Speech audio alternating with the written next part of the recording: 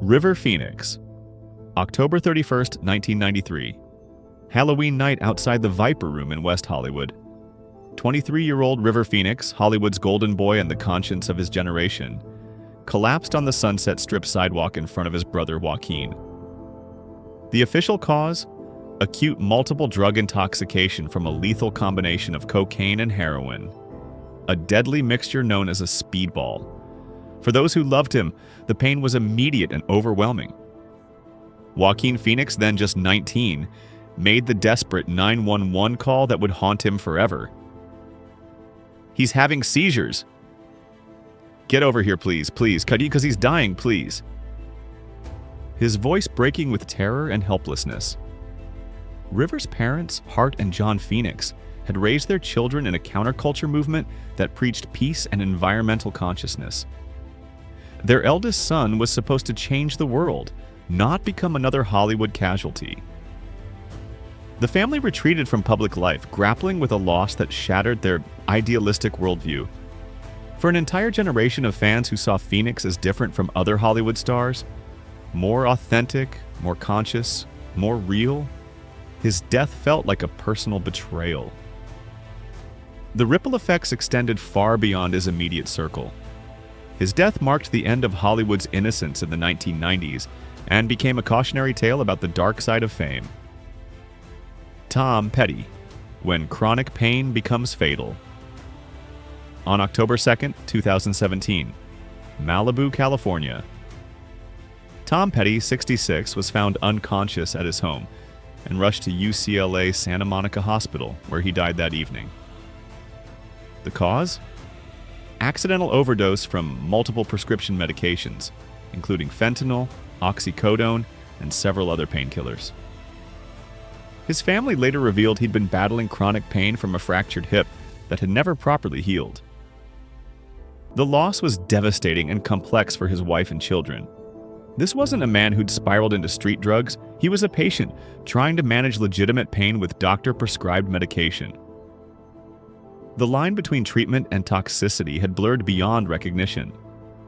His Heartbreakers bandmates, Mike Campbell, Benmont Tench, Ron Blair, Scott, the band that had defined American rock for generations, was suddenly without its voice, its songwriter, its spiritual center.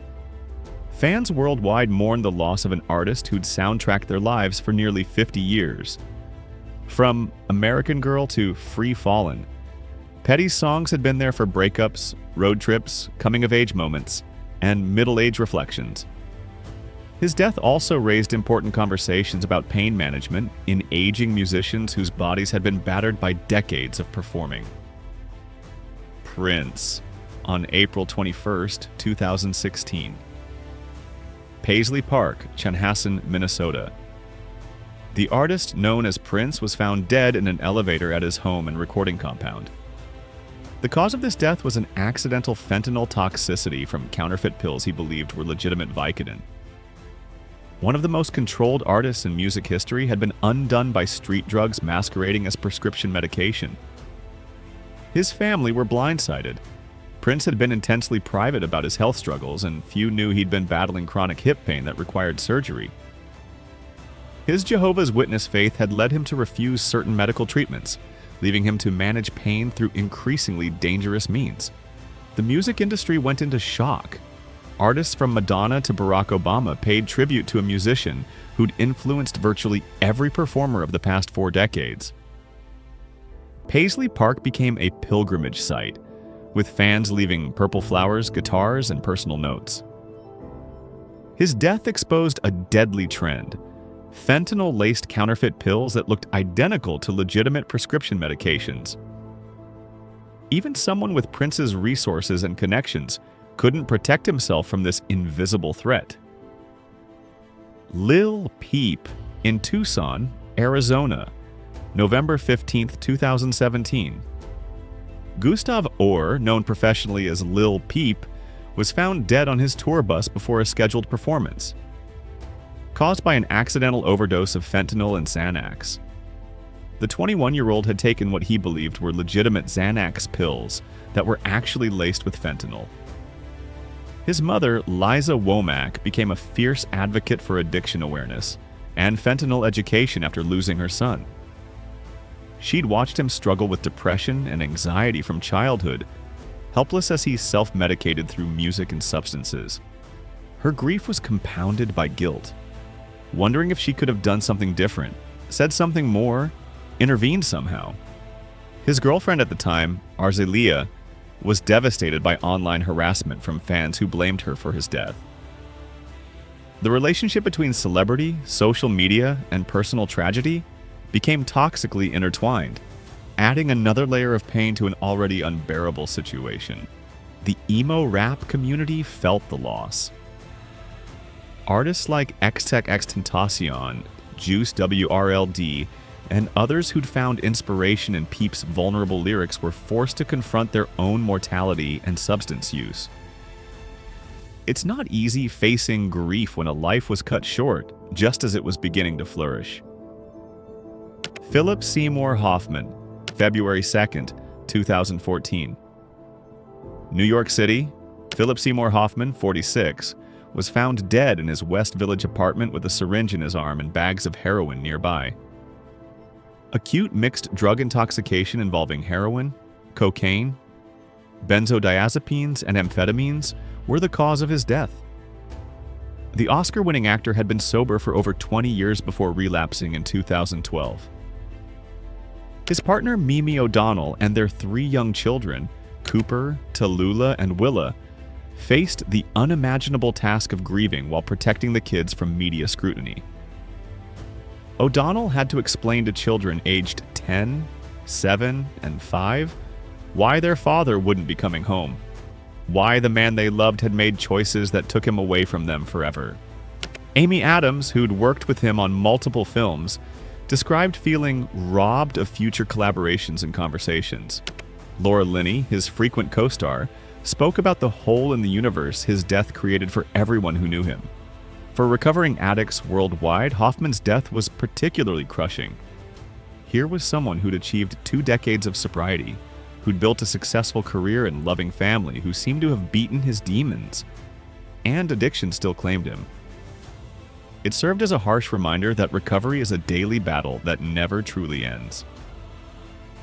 Juice WRLD, December 8th, 2019, Chicago Midway International Airport. Jared Anthony Higgins, known as Juice WRLD, was aboard a private jet that had just landed when federal agents arrived to search the plane. In a panic, witnesses say the 21-year-old rapper swallowed multiple pills to hide them from law enforcement. Minutes later, he suffered a seizure and cardiac arrest. Despite Narcan being administered, he was pronounced dead at a local hospital. According to the Cook County Medical Examiner, he died from accidental overdose of oxycodone and codeine. His mother, Carmela Wallace, lost her only child and best friend. She'd watched him struggle with anxiety and depression from a young age, using music as therapy for his mental health battles. After his death, she launched the Live Free 999 Foundation to help other young people facing similar struggles. For his millions of fans, mostly teenagers and young adults, Juice WRLD's death felt like losing someone who truly understood their emotional pain. His lyrics about anxiety, heartbreak, and suicidal thoughts had provided comfort to a generation struggling with mental health issues. His collaborators in the music industry were shaken. He'd worked with everyone from Travis Scott to Eminem, and his death highlighted the pressure young artists face in an industry that often prioritizes productivity over well-being. The tragedy was that he died trying to avoid legal consequences, a split-second decision made in fear that cost him everything. Mac Miller, September 7th, 2018. Studio City, California. Malcolm McCormick, known professionally as Mac Miller, was found unresponsive in his bedroom at 11:51 a.m. The cause, mixed drug toxicity involving fentanyl, cocaine, and alcohol. The 26-year-old had unknowingly consumed counterfeit oxycodone pills laced with deadly fentanyl. For those who loved him, the timing made the loss even more devastating. He'd just released Swimming, an album that detailed his struggles with depression and substance abuse with heartbreaking honesty. The lyrics now read like a suicide note, though his death was ruled accidental. His family, Mother Karen Meyer, Father Mark McCormick, and Brother Miller McCormick Sode, were shattered. They'd watched Malcolm battle depression and addiction for years, supporting him through rehab attempts and relapses. His death came just months after his highly publicized breakup with Ariana Grande, adding another layer of complexity to their grief.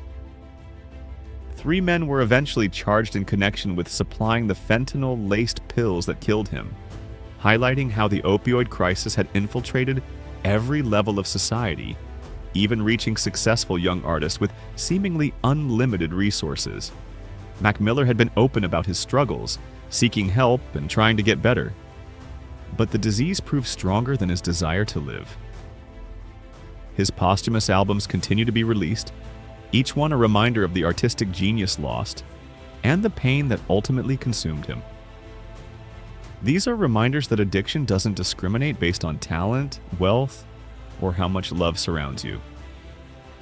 Each of these deaths sent shockwaves through their communities and changed countless lives forever. Their music lives on, but the silence they left behind echoes forever. And which of these deaths hurt you the most? Please share in the comments section. Like and subscribe to not miss our upcoming content.